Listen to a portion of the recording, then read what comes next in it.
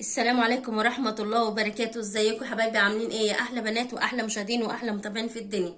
طبعا النهارده جايبه لكم وصفه رائعه جدا جدا جدا للبرد بقى والفيروس اللي في الجو اللي طبعا تعبنا جدا وضيقه التنفس والبرد الجامد. جايه لكم وصفه طبيعيه هقول لكم ايه هي. طبعا معانا هنا ورق جوافه زي ما انتم شايفين كده، ده اخضر، لو تعرفي تجيبيه يعني كده يعني احسن من عند العطار يبقى افضل. ومعايا هنا ورقة شجر برضو الليمون، برضو مفيد جدا للكحة ولضيق التنفس والبرد، حلو جدا.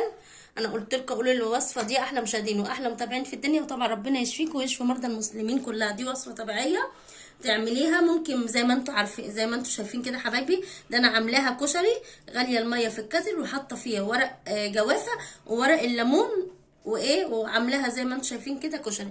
لو انت عايزه تغليها على البوتاجاز اغليها، وجربوا الوصفه دي طبعا، ويا رب يشفيكم ويشفي مرضى المسلمين كلها يا احلى مشاهدين واحلى متابعين في الدنيا. وقولوا لي لو عايزين وصفات تانية قولوا لي. والسلام عليكم ورحمه الله وبركاته.